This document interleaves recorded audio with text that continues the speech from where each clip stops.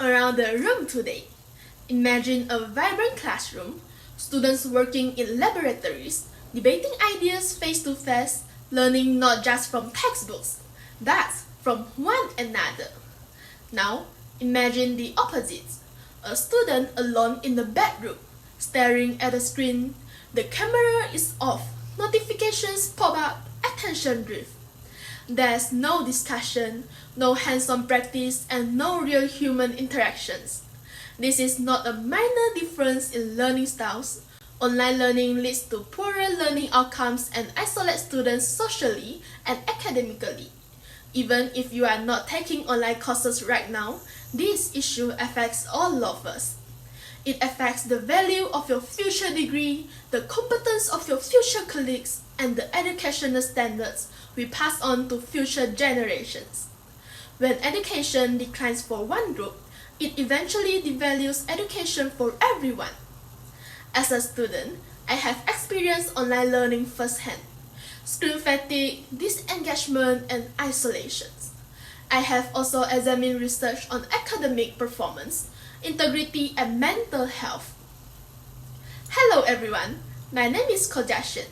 Today, I speak not as an expert, but as someone whose education and future is directly affected. My position is clear. Online learning must be systematically banned because it undermines educational quality, weakens social development, and harms students' mental health. Today, I will explain why online learning is damaging education, why banning it is the only effective solution, and how returning to in-person learning benefits everyone. First, online learning deteriorates educational quality. A 2023 study published in the Journal of Digital Learning and Education found a 40% increase in attention drift in remote learning environments. Students may be logged in, but they are mentally absent. Learning becomes passive screen watching rather than active engagement. This problem is especially serious in scientific and technical fields. Online simulations cannot replace real laboratories, real equipment, or real problem solving. As a result, students graduate without essential practical skills.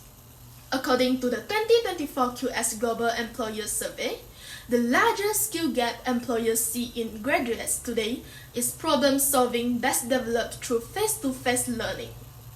Second, online learning weakens social development. In physical classrooms, students learn how to communicate, collaborate, disagree respectfully, and think critically together.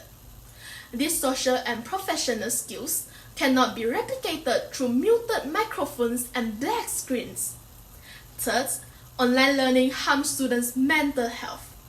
During one semester of online classes, I found myself exhausted before noon, not from learning, but from staring at the screen alone for hours.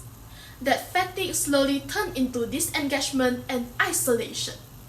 Together, these effects do more than inconvenience students, they actively damage education. We cannot allow this damage to continue. This only viable solution is a decisive return to in-person education. Research published in Frontier in Psychology 2023 shows that face-to-face assessments are far more effective in ensuring genuine performance and academic integrity. Without physical supervision, assessments remain vulnerable to cheating and misuse of resources, which devalues honors qualifications.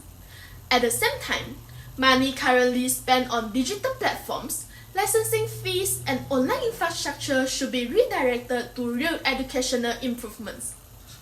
Hiring more teachers, reducing class sizes, and upgrading laboratories and classrooms.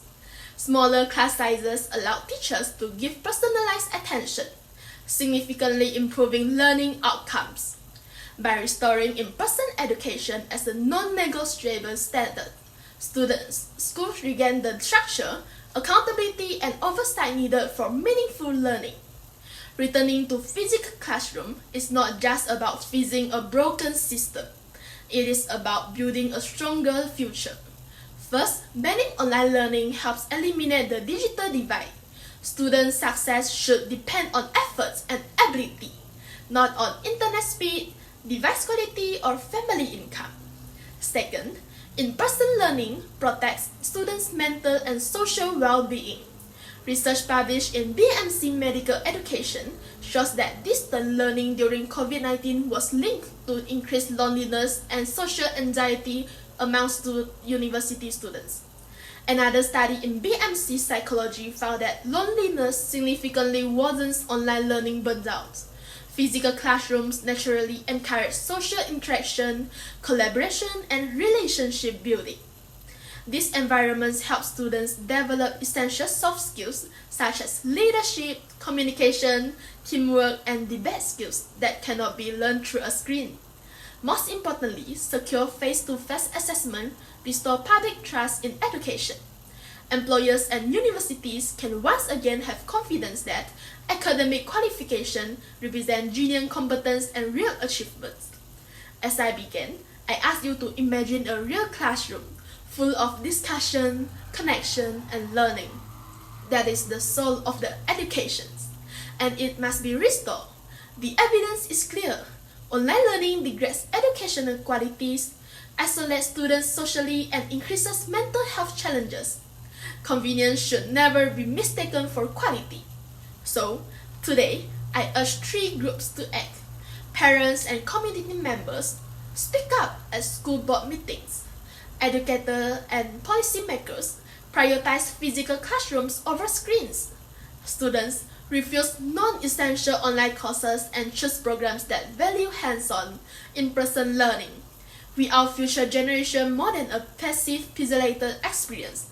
It is time to bend the isolation of online learning and bring back the soul of the classrooms. Thank you.